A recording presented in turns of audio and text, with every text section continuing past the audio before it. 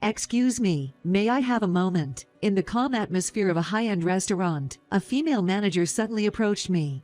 I'd like to talk to you, please come this way. The manager pointed towards a room where my Mil, who had invited me to the restaurant today, wasn't present. As I tried to ask why, she tightly and forcefully gripped my arm. Her hand was slightly trembling. My name is Chloe. I'm 29 years old, and I work in the fashion industry. I met Jack, who's the same age as me, at a friend's wedding 2 years ago, and we got married. We happened to sit close to each other at the wedding, and with some drinks, we hit it off. He's always been kind, and even at our age, he seems so mature and composed. I was drawn to him. Even though I'm quite shy, I made the first move, and we started dating. Our relationship was smooth, rarely fighting, and we both naturally fought about marriage. But there was one serious conversation we had. He told me he was divorced. The reason he got divorced was because he and his ex-wife grew apart, and they had no children. Minor issues piled up, and they had a mutual agreement to part ways. Jack regretted not making his ex-wife happy, so he promised to make me happy. When I mentioned wanting to work after marriage, he supported me wholeheartedly.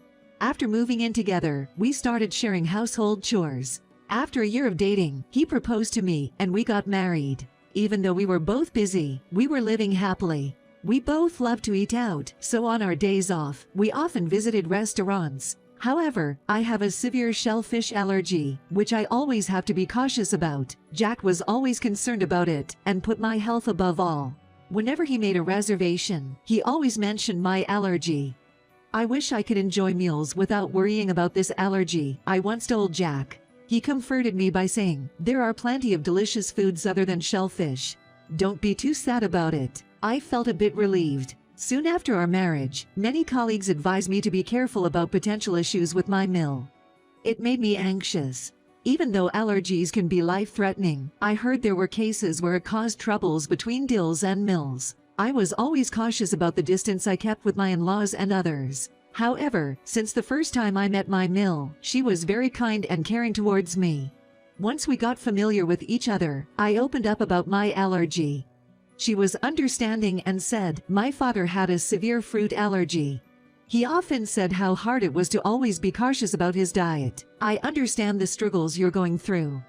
Feel free to talk to me anytime. I felt a weight lifted off my shoulders. We rented an apartment close to Jack's parents' house. Being nearby, our interactions with them increased. I especially got closer to my Mil, and we went shopping together about once a month. We'd visit supermarkets, department stores, and boutiques. Sometimes, we'd watch a movie, and then have a lunch at a restaurant before heading home. Whenever we visited a new restaurant, my Mil would always check about allergy-friendly options for me. But I felt guilty making her worry about my allergy every time, so I'd suggest we skip eating out occasionally. After a while, the frequency of dining out decreased. But then, one day, my Mil came up with an unexpected proposal.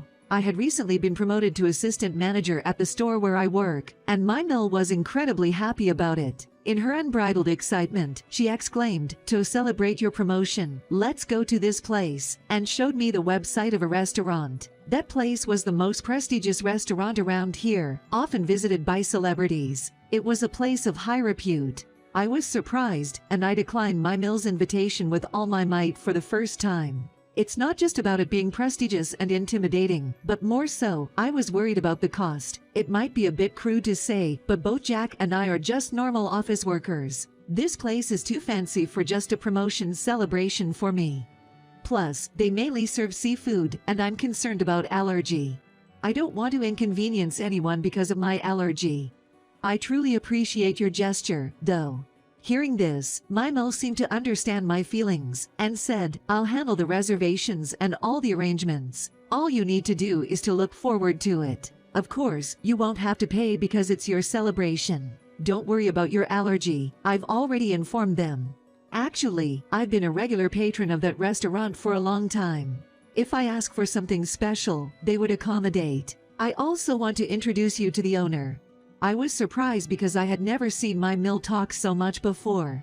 Moreover, I didn't know she had connections with such a renowned place. I had never heard about this from Jack, but then I thought maybe it's not something he'd casually talk about. In the end, I accepted my Mil's earnest invitation. The reservation was for a month later, and it was on a weekday evening. I took a half day off for that day. I made an appointment at a hair salon in the afternoon. While I was looking into the dress code and table manners, Jack laughed, saying, "Chloe, you're the guest, you can relax a bit. But what if I do something rude? It would embarrass my mill, right? Especially since I heard it's a place she frequents. It makes me even more nervous." Huh. Is that so? I was taken aback by his unexpected response and turned to look at Jack. He too looked surprised. "I never heard about this from my mom." "You didn't know she often goes to that restaurant?" He shook his head, so I wondered. Not even telling her son, maybe there's a special reason. Did I do something wrong by mentioning it to Jack? But then again, we are all adults. Maybe it's not something that needs to be discussed. If she really didn't want it known, she wouldn't have mentioned it to me. I thought I was just overthinking because I was nervous, and I tried not to think about it anymore. Then, on the day, I met up with my mill, who had been shopping while I was at the hair salon, and we walked to the restaurant together. I never thought I'd actually go inside a place I'd only seen from the outside. When I thanked my mill again, she responded with a playful grin. "It's all right. Let's enjoy today," covering her mouth with a chuckle. When we entered the restaurant, we were greeted by the manager. We were led to a private room at the back of the second floor, with a gorgeous interior. Since it was still early, there weren't any other customers around, so it was quiet. As we waited for our food, we enjoyed some drinks and chatted. Knowing that I like to drink, my mill ordered some delicious wine for me. Usually, I wouldn't drink because I often have to drive to pick up Jack from his work. But my mill gently smiled and said, "This is your day, Chloe." With the restaurant's great atmosphere, I quickly got a bit tipsy. But then, my phone rang. I regretted not putting it on silent, and to make it worse, it was my boss from work. My mood immediately plummeted. Thinking there might be some trouble at work, I excused myself from the table, feeling guilty, and stepped outside. I also took my bag with me, which still had some of my work stuff from the morning, to ensure the confidentiality of my work. The call was about an oversight in my daily report. My boss said he'd handle it this time, and reminded me to be careful.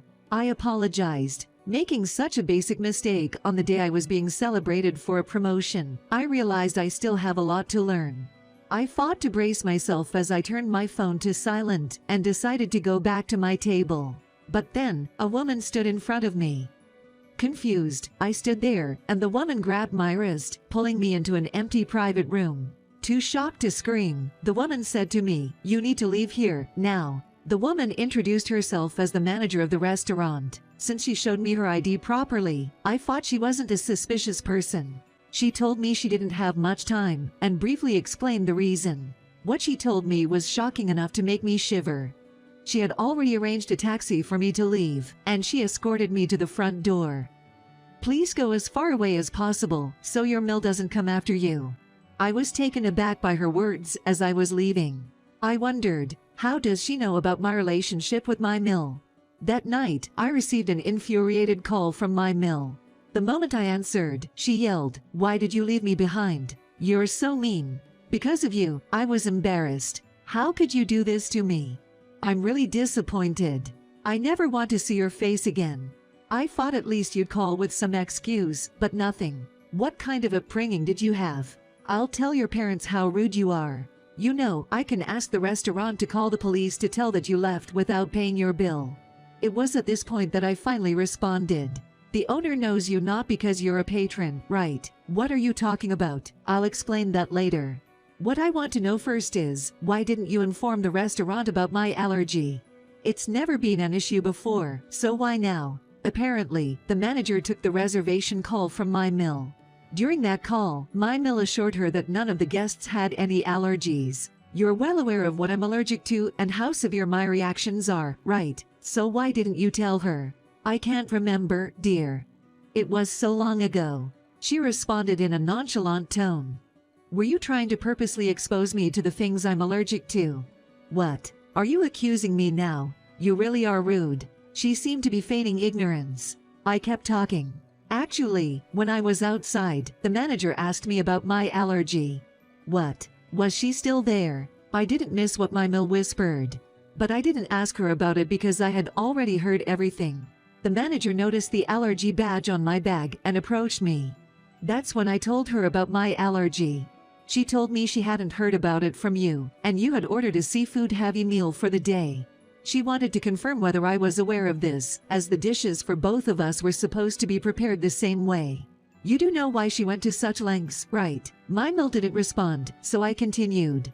The manager, Lillian, was Jack's ex-wife, wasn't she? I heard her clicking her tongue. I've heard that you bullied her behind Jack's back. Lillian was a homemaker back then, and lived with you. You loaded her with almost all the household chores, constantly berated her for her cooking and cleaning, and eventually drove her out. This even led Jack to divorce her. Did she tell you that? My Mill laughed scornfully. It was the same smirk that Mill gave me when we entered the restaurant. That's pure delusion. She was really bad at doing household chores. Did Jack not know that? I thought it would be cruel to tell him from me, so I kept quiet. It's sad that he had to get a divorce without even knowing the reason. If anything, Jack's the victim here. You kept quiet because you didn't want to be painted as the villain, didn't you? Whatever you think, I won't be seeing you anymore anyway. She shifted her tone drastically. Until I spoke with Lillian, I had no idea about her true colors. After her divorce from Jack, Lillian began working at the restaurant. Because of her dedication and humility, she was soon promoted to the position of the manager. Since the restaurant owner and his wife didn't have children, they treated Lillian like their own daughter. However, they also trained her strictly to become a competent manager. However, My Mill, perhaps hearing rumors about Lillian's new life, started coming to the restaurant. Claiming Lillian was her family, she tried to cozy up to the owner and his wife, presumably hoping to enjoy meals on the cheap. Though My Mill never openly admitted it, her shady demeanor and past behavior made it clear she had ulterior motives. The day I came with My Mill, Lillian recognized me as Jack's new wife as soon as she saw me. She was worried about me because My Mill didn't inform her about my allergy, so she warned me in advance. When I asked why she thought I was Jack's wife, she bashfully replied, "Your Mill has such a terrible personality that she has no friends. Since she brought a woman around my age, I guessed you must be Jack's current wife." I respected Lillian, who bravely endured the bullying, as a fellow woman. I thanked her and promised to visit the restaurant again before getting in a cab. After that, I headed straight to my parents' house. My sudden return surprised my parents, but they patiently listened to my story. I called Jack, who was at home, explained everything, and asked him to come to my parents' house. Just as we were all gathered, the call from My Mill came in. I immediately set the phone to record and speaker mode and answered. "Is there anything else you'd like to discuss?" "Nothing. Now that I've seen your true colors, please stay out of my life." My Mill just snorted in response. "By the way, I thought I should let you know." "What now? You're so persistent. This call is being recorded. Jack and my parents are here listening to our conversation, so there's no need for you to explain anything. Just so you're aware." "What?" I could feel she was taken aback. I could easily picture her face turning pale. "Is Jack there? Can I talk to him?" "I heard everything, Mom," Jack's deep voice responded. I could tell My Mill was taken aback. "It's not what you think, Jack. I genuinely forgot about the allergy issue. It's too late for excuses now. And why didn't you tell me what you did to Lillian? I'm completely disillusioned with you. Don't contact me ever again." "Wait. Just listen to me for a moment." Ignoring her desperate pleas, Jack ended the call. Jack later explained everything to his father, including what his mother did to Lillian. When his father confronted his wife, she confessed she found me annoying. Initially, she seemed to like that I was always amenable to her invitations, but when neighbors began praising me more than her, jealousy took over. She used to belittle Lillian to feel better about herself, but without Lillian around, she no longer had an outlet for her frustration. When the neighborhood's praises for me increased, her stress compounded. She couldn't stand others being praised more than her. Hearing compliments like she's beautiful or such a good wife about me made her resentful. That's why she planned to make me eat shellfish at the restaurant. She wanted to watch me suffer. Hearing this, her husband was appalled and decided to get a divorce. He told her, "I don't want to be with someone who tried to kill a person," and kicked her out of the house. With no relatives nearby and nowhere to go, she called Jack. But after his declaration of cutting ties, he didn't answer the phone. So, she eventually turned to me. I answered the call and informed her about the legal proceedings to claim compensation. This left her in tears. I reluctantly consoled her and advised her to get a part-time job. But she whined, "Why do I have to work?" So I threatened her that I could consult with a lawyer to raise the compensation amount. That made her comply. Even after facing hardships in her part-time job, her personality didn't change.